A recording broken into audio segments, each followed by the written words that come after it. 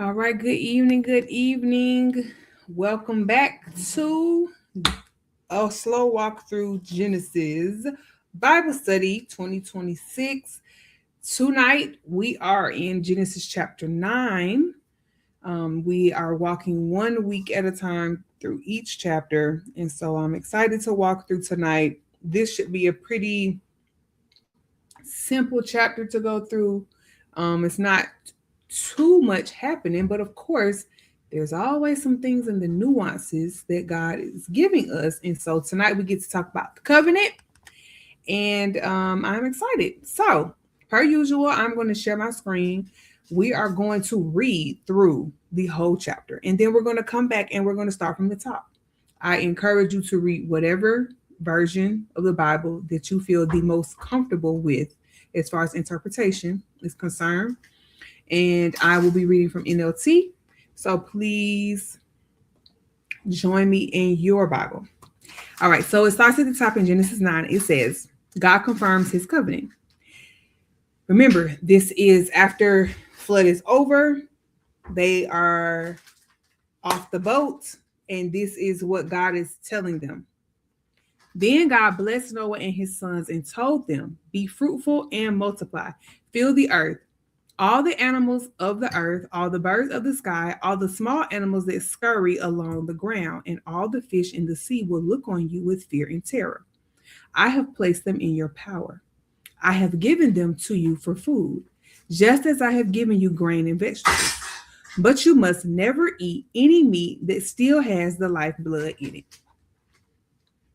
And I will require the blood of anyone who takes another person's life. If a wild animal kills a person, it must die.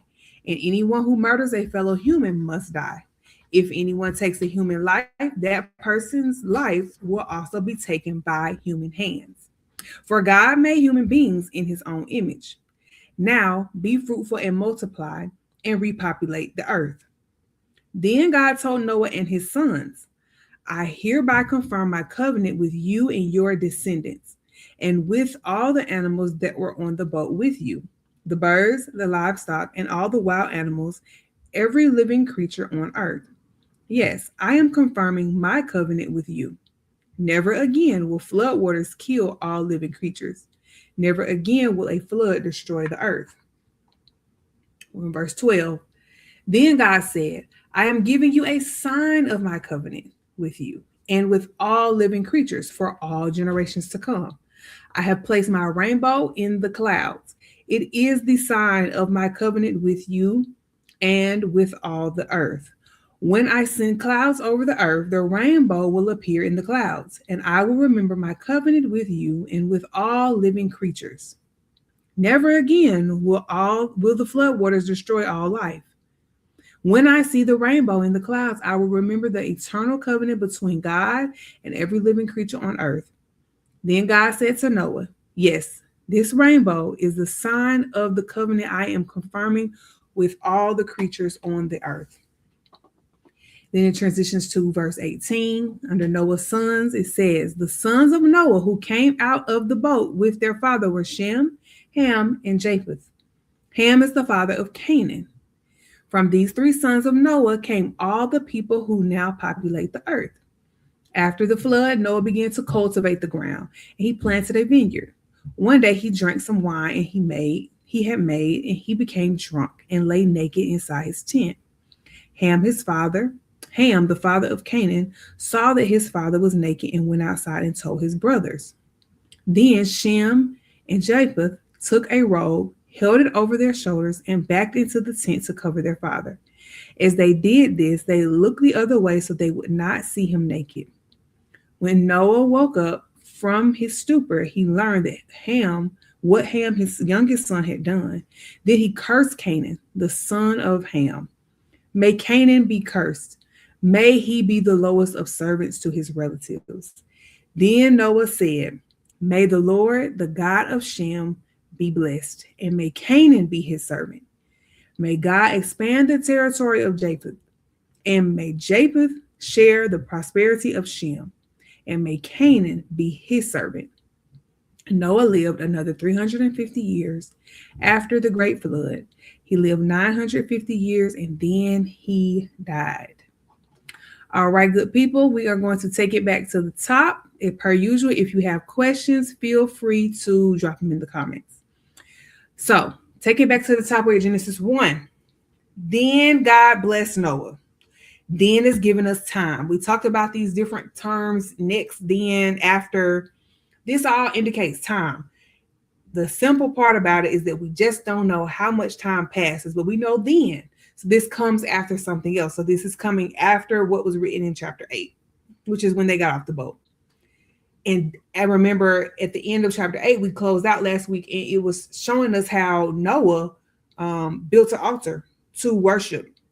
And it was a pleasing aroma. And God made a promise to himself to never again cause a flood to come upon the earth and wipe out the whole race of people and living things.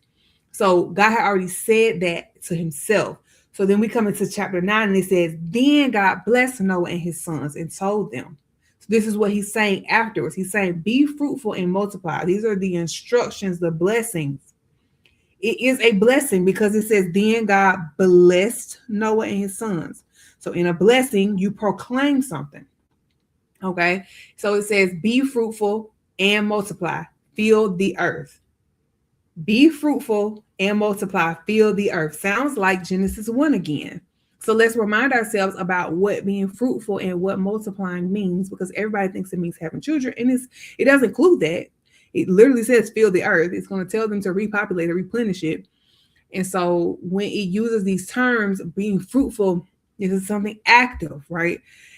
To bear something, you need to bear fruit, you need to produce, you need to cause increase, you need to cause something to grow. Okay, multiply is to become many, to grow greatly. Replenish or fill the earth is to be accomplishing, to complete something. So there are several different things that God is telling them to do. But being fruitful and multiplying is a production and increase of something. But it's not just people. It's also like kind of like everything you touch should your hands increase, kind of thing. All right. So verse 2 says, all the animals of the earth, all the birds of the sky, all the small animals that scurry along the ground, and all the fish in the sea will look on you with fear and terror. All the animals of the earth, all the birds of the sky, all the, I'm highlighting, all the small animals that scurry along the ground. Uh-oh. Everything, every single animal that is on this earth will look at you with fear and terror. It doesn't matter where it's located, if it's in the sky, if it's in the sea, if it's on the land, it will look at you in fear and terror. This is reestablishing for Noah the order. I don't know if you all recall, but back in Genesis 6, it was giving us a little glimpse of how things was in Noah's day. Noah was the only righteous man. Everything around him, every person, every animal, wicked. He was the only righteous one. So even the animals weren't living right. And you can go back to Genesis 6 and read into those details, or watch that episode from 3 weeks ago and see those details. So now what is God doing when they got off the boat? He done saved two of every kind, remember. What is God doing? He's reestablishing the order of God and man. So he's saying, everything that I have created before you came, before I created you, it all falls under your purview. I have placed them in your power, it says. So this is significant because we need to reorder. Animals got out of order. God's putting them back in order. Everything in the sky, everything on land, everything in the sea, all falls under the power and dominion of man. And that's really important for us to understand, even as how we maneuver. Like, we have the power, we have the authority. So that's what he's reestablishing with Noah. I will have placed them in your power. I have given them to you for food, just as I have given you grain and vegetables. So now this changes some things, because in Genesis 1, when he establishes them in verse around after 128, when he gave them reign and dominion over creation, he gave them grains and fruits to eat. He gave them the plants, and the trees to eat. So that's fruits and vegetables, essentially. Grains and beans is also included in that. But now he's saying, I have given them to you for food. Okay, so what's them? Birds, animals of the earth, birds of the sky, small animals that scurry along the ground, and fish in the sea. All of it is food. He does not restrict right here what types of animals. Now, if we go back to Genesis 7, when they were getting on the boat, remember, God said, well, let me just pull it up because God told them he told him specifically about which animals. He said in verse 2, it says, take with you 7 pairs, male and female, of each animal I have approved for eating and for sacrifice. So by this time in Genesis 7, when they are getting on the boat, God tells go into the boat and take these things with you. There were animals at that time that obviously Noah knew of that were approved for eating and for sacrifice. When we get to chapter 9, it reestablishes the hierarchy of man and animals. And God says, I have given them to you for food. He just told him that he has purview over all these things. All these things are now for food. And that just gets into the nuances of clean and unclean later in Leviticus when he specifies that for specific for the people who he's calling to live a set apart life. He calls them clean and unclean and gives us specific details, but right now we don't have those details in Genesis 9. Okay, so in addition to the grain, in addition to the fruit and vegetables, I've given you animals to eat for food. Then verse 4 says, but you must never eat any meat that still has the lifeblood in it. Now, this is critical. There is life in the blood. Remember Cain and Abel? Cain killed Abel. Abel's blood cried out from the ground. Everything that is taken has blood in it. Everything that is living has blood in it. That indicates life. So why does it say lifeblood? Because blood indicates life. If you don't have blood, you don't have life. So what ends up happening is God has given him a distinction about food. This is food for you to eat, but you must never eat any meat that still has lifeblood in it. That means don't eat anything raw. So if you've ever seen people who will, I don't know, eat steak tartare or whatever they call it, that's unbiblical. You're not supposed to cut your meat and still be bleeding. You need to cook your meat.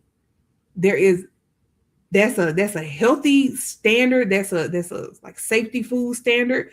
Like this is something that God has established, and obviously it was a thing to probably eat raw meat. This is not something that God is saying that they should do because it still has the lifeblood in it. So it's also to distinguish what people were probably doing when it came to like sacrifices back in Noah's time before the flood. Okay, then we get into verse 5, and it says, and I will require the blood of anyone who takes another person's life. If a wild animal kills a person, it must die. And anyone who murders a fellow human being must die. This is getting into kind of some rules and regulations, if you will. Okay, so this is like how he's kind of telling them how to live, and he's giving him specifics on now how to relate. So we know what food to eat and not to eat. We know our rules for life. We know our general instructions to be fruitful and multiply. We know what we have charge over. Now he's telling them these are some rules on how you are to relate to each other. And this is probably really picking back off of Cain killing Abel, because obviously that opens up a whole thing about murder at that time earlier in Genesis, when it happened in Genesis 4. So now we're in Genesis 9, and he's specifying this is how this is going to go down. I will require the blood of anyone who takes another person's life. Meaning, I will require that person die who take up the life of another person, because they are not God and they can't take life. So if they take somebody's life, their life is going to be taken. If a wild animal kills a person, it must die. So if a lion come and kill a human, it's got to go. But that lion has to go. Anyone who murders a fellow human must die. If anyone takes a human life, that person's life will also be taken by human hands. For God made human beings in his own image. God made human beings in his own image. Who made? God made. So if God made you, it's kind of like how parents used to say, "I brought you in this world, I can take you out." That's how it is with God. He is the only one who can give life and take life away. We as humans do not have that right to take life away. Only in the sense if someone takes another person's life, or is their life supposed to be taken away. I did not give the death penalty. This is God's law. This is how he operates in Genesis. A life for a life. It's not me. Y'all can reason with it, talk about grace as much as you want to. No one has the power to do anything with a life that God gives. That includes the born and unborn. This does not exclude, oh well, it don't matter if they haven't been born yet. No, it includes born and unborn. You'll see it later in like Leviticus, where it's like specific rules for if like a woman is carrying in a child, and then some damage comes to her, and then she has to be compensated for that damage to the unborn child's life. So don't think like, oh well, it's not a life yet, so we can do what we want to do. That's not how this works. You don't get to determine what makes a human life a human life. So this is the rules that God made. So we just need to remember that if you're participating in something like taking someone's life, there's consequences on the other end for that.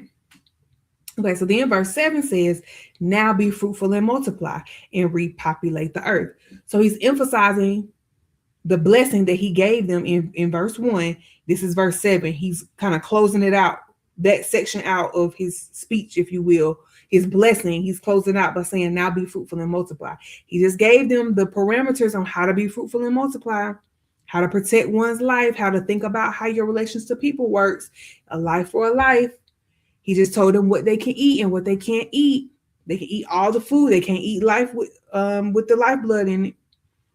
He just told them what they have power and dominion over. He gave them the command to be fruitful and multiply. That means they need to go out here and be productive. So this is Noah and his sons. Then God told Noah and his sons, still talking to Noah and his sons. I think it's very specific to point that out because this is not something that is included with the wives. It doesn't say Noah's wife and their wives. Why?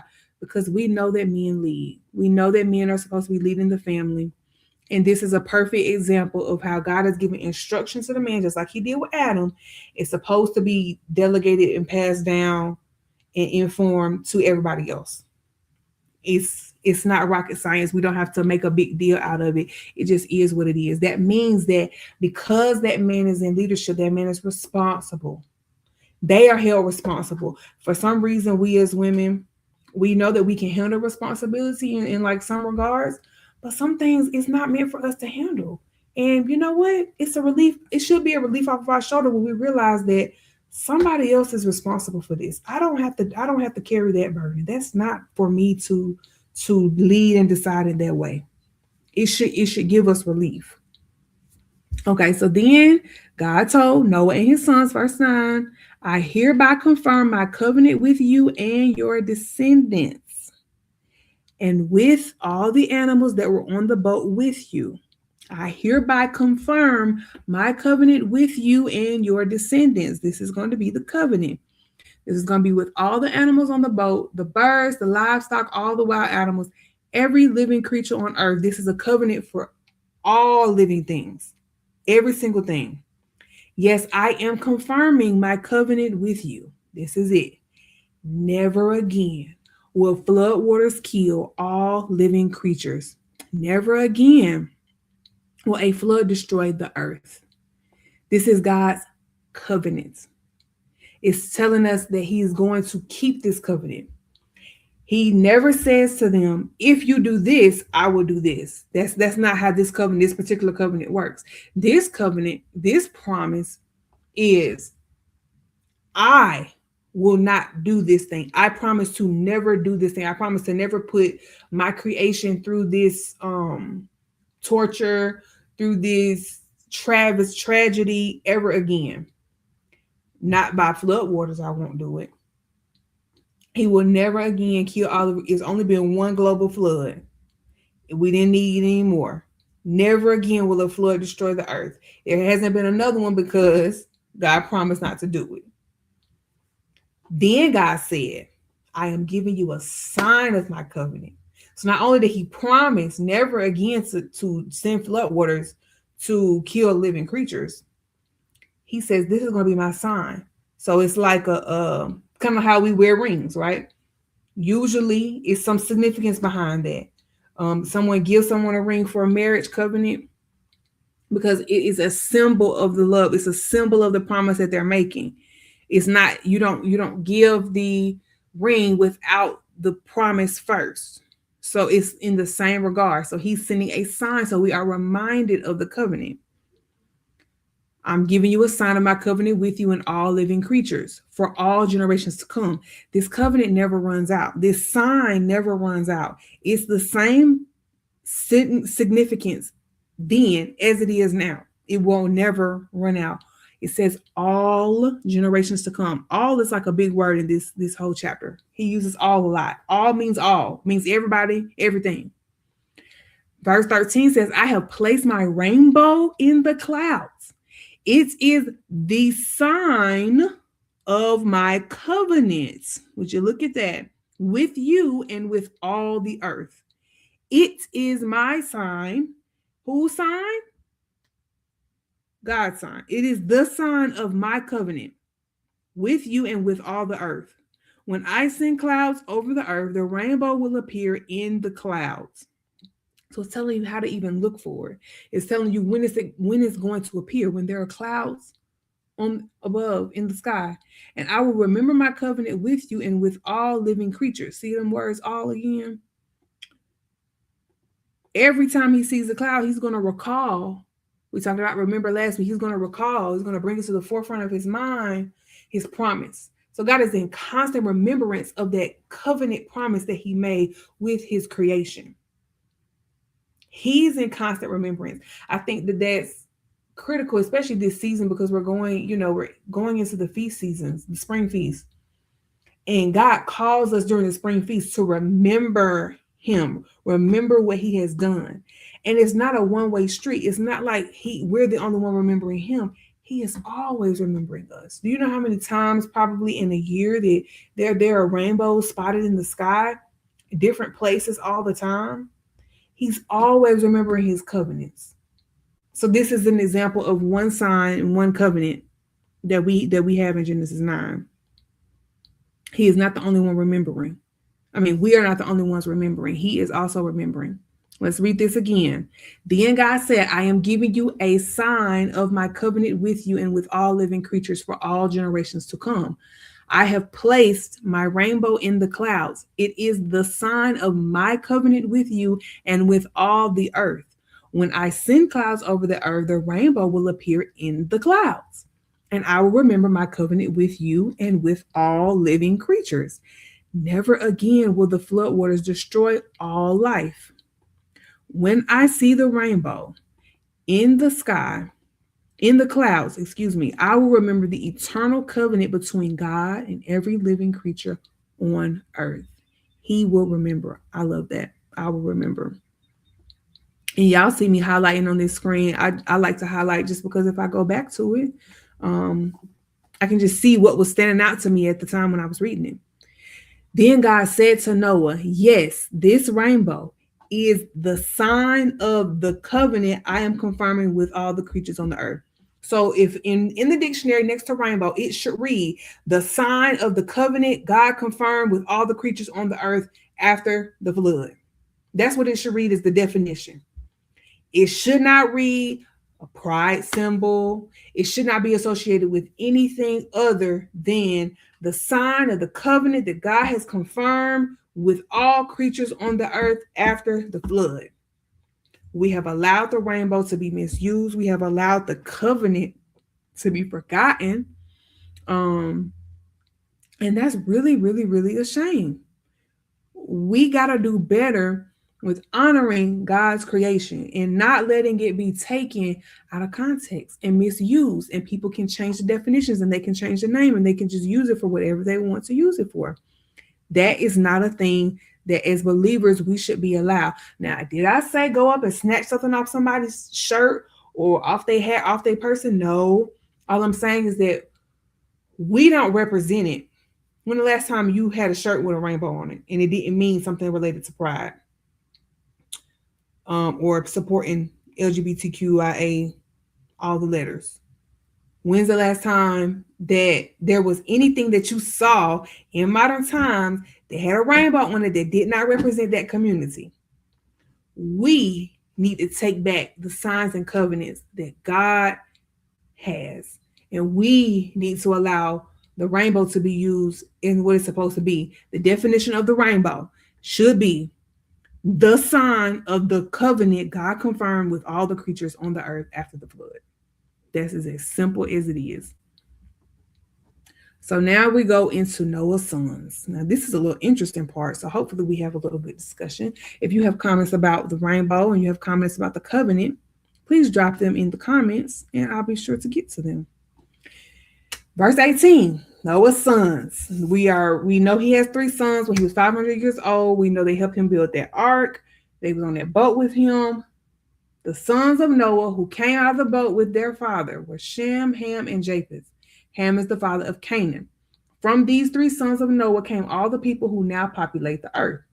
Now you have to remember that when this is written, it's later on. After this event has happened, later on it's written about. So as they're writing, Moses is writing to almost help connect for the people who will be reading it, who these people are and what has happened. So he's writing it from a futuristic standpoint. That's why he says Ham is the father of Canaan, because right now it hasn't told us that Ham had Canaan or who Shem had. It hasn't broken down the genealogy. That'll be next week.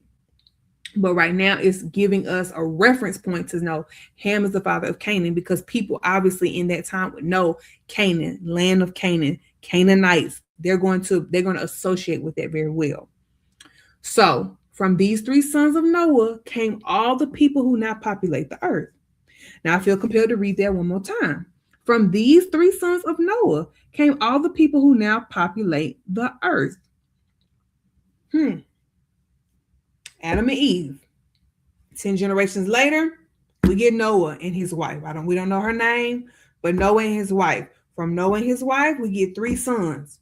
From 3 sons, we get all the people who now populate the earth. That is confirming for the people in the back who forgot that the flood wiped out everybody. Yes, there's a lot of DNA on the earth. Yes, there's a lot of different ethnicities, but all of that came from these 3 sons of Noah. It's simple, quite simple. After the flood, verse 20, Noah began to cultivate the ground and he planted a vineyard. So we know that this is sometime after the flood, maybe not too long after the flood, because Noah had to cultivate the ground. It didn't just pop up with a vineyard, he grew it. One day he drank some wine and he made, actually, you know what? I wanted to say something about that because they tend to try to focus in on when different inventions in time were created and made. Let me remind y'all, before the flood, they was planting food, planting trees and all the things. After the flood, still planting. Agriculture has been around since the beginning of time. This whole timeline they like to give y'all with the millions of years, when it's thousands, just don't let them sway you with the inventions as if something is new. It's not new. It's been there. All right, verse 21. One day he drank some wine he had made, and he became drunk and lay naked inside his tent. One day he drank some wine he had made, and he became drunk and lay naked inside his tent. Ham, the father of Canaan, saw that his father was naked and went outside and told his brothers. Then Shem and Japheth took a robe, held it over their shoulders, and backed into the tent to cover their father. As they did this, they looked the other way so they would not see him naked. I'm going to keep reading and we're going to come back up. When Noah woke up from his stupor, he learned what Ham, his youngest son, had done. Then he cursed Canaan, the son of Ham. May Canaan be cursed. May he be the lowest of servants to his relatives. Then Noah said, may the Lord, the God of Shem, be blessed, and may Canaan be his servant.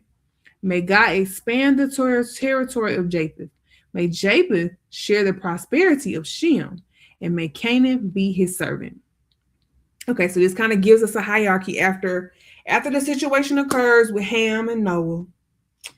Japheth and Shem step in, take care of it. After that, though, there's a curse being placed on Canaan, who was the son of Ham, and then there's blessings being placed on Shem and Japheth. So you get a hierarchy. You get Shem, Japheth, then Ham. It's reordered. All right. This is what happened. One day he drank some wine. Noah got drunk, became drunk, and lay inside his tent. Noah still minding his business. He did get drunk. That was not the problem in getting drunk. Here's where the problem came in. Ham, the father of Canaan, saw his father was naked and went outside and told his brothers. Now, there is has been talk about what this means when it breaks down. Like, oh, well, if he just saw him, then why was it such a thing for him to be cursed? Well, Ham is not honoring his father when he's doing this. He saw his father was naked and went outside and told his brothers. This is called dishonor. That's a violation of the relationship that God has created between mother and father and children. Ham is directly violating that honor that he's supposed to be giving his father. Because instead of him covering him up, he goes and tell, or instead of him just walking away and minding his business, he gonna go tell his brothers. So that causes a lot of issues because you're disrespectful, you're not honoring, you're intentionally trying to humiliate, and what you're really doing is you're bringing shame to your father. Take it back to Genesis 3, when they ate the fruit, they became naked. At first, they were naked and not afraid. They had no shame. They had the covering of the Lord. Once they ate the fruit, they became naked. They knew they were naked. They tried to develop their own temporary covering. It wasn't sufficient enough, so God had to sacrifice an animal and create the first clothing that would be sufficient. It would be a symbolic of his permanent covering for people, for his people.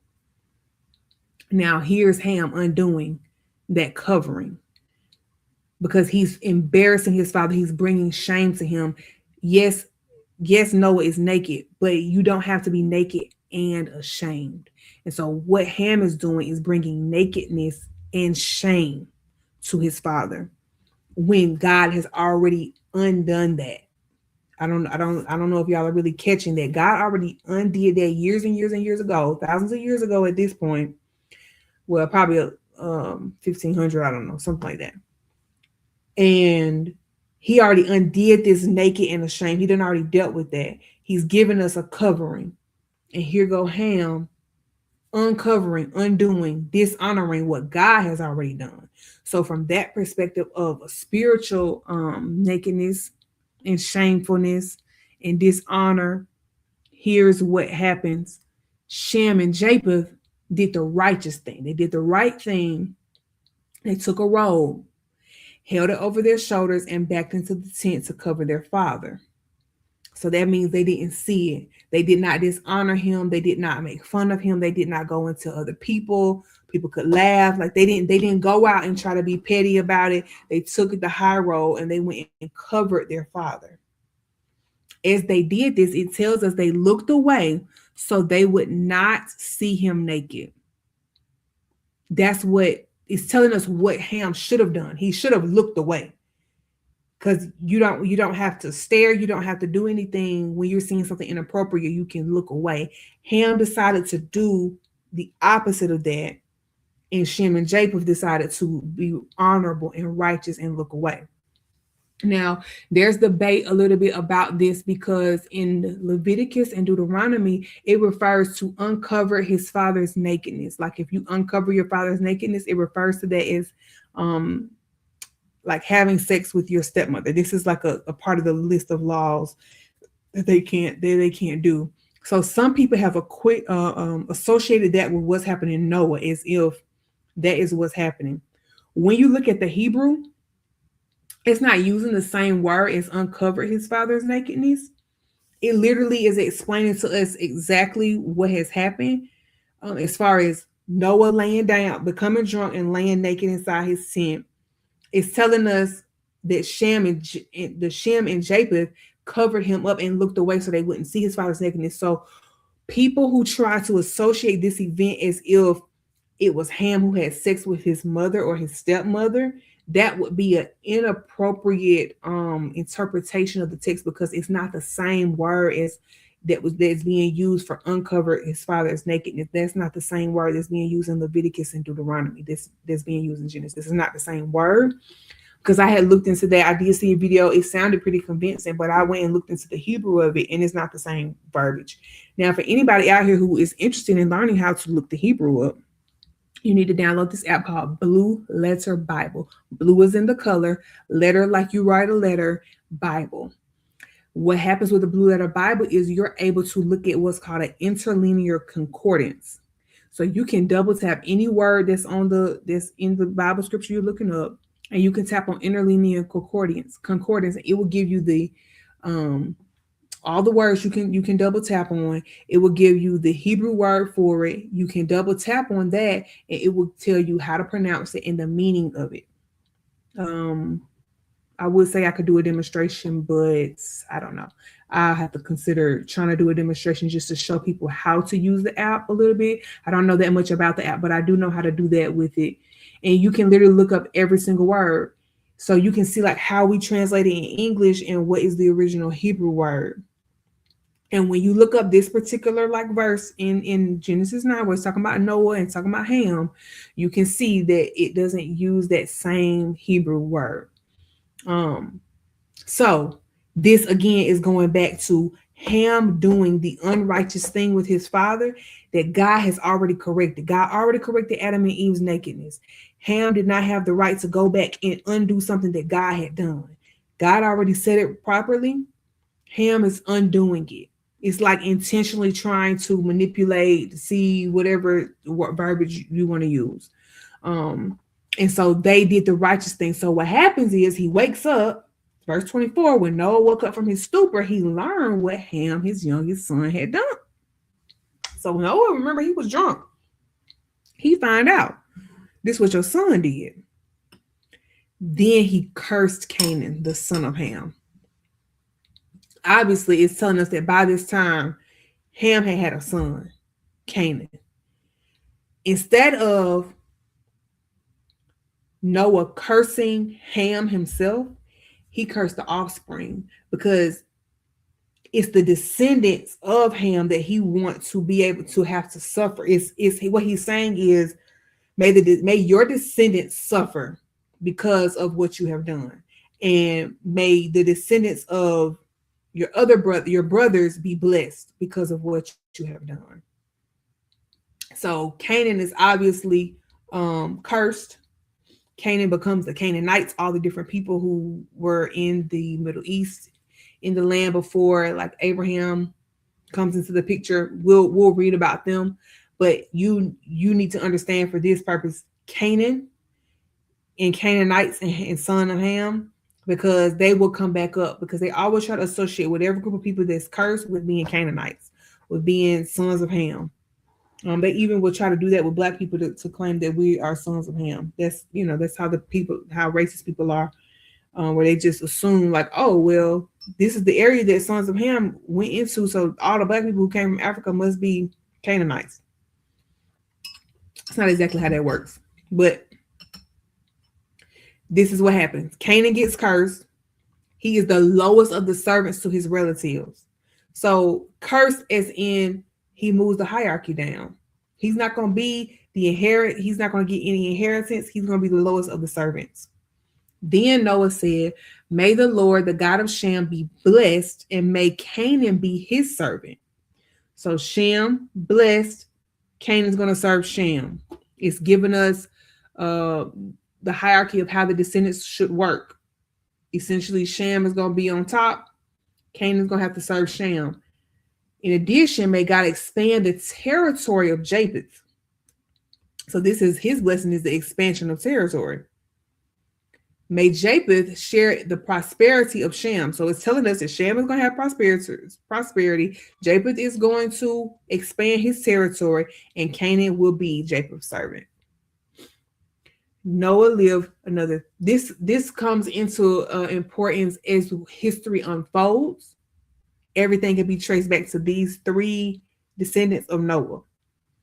I'm not purporting that I know and understand all of the breakdown of it. All I'm saying is that when it comes down to it, all the tribes of people on earth, it tells us up here in verse 19, from these three sons of Noah came all the people who now populate the earth. So when we're reading things in the Bible, we need to understand, well, which group of people is this coming from? Is this Sham's people, Japheth's people, or are we talking about Ham's people here? Because you're going to understand it better when you understand what group of people it's coming from. Now we close out and it says Noah lived another 350 years after the great flood. He lived 950 years and then he died. So if you go back to your timeline that is on the spreadsheet that I had sent back in a newsletter a few weeks ago, when I did the timeline after Genesis 5, I gave y'all Noah is on that timeline. You have to go on the that link to see it. But it is there, so you can explore that. And Noah lived 950 years. Would you believe that? He lived 950 years and he still was not the oldest person to live. Remember, his great-grandfather or his grandfather Methuselah was the longest living person. He lived at 969 years. So this is a great long history lineage. And so we close out today with Noah. We will pick back up with next week on his descendants so that we better understand all those people who I was just kind of vaguely explaining with Shem, Japheth, and Ham. We kind of get to understand what groups of people are developing and how that's gonna play out, because they keep coming back up in the Bible.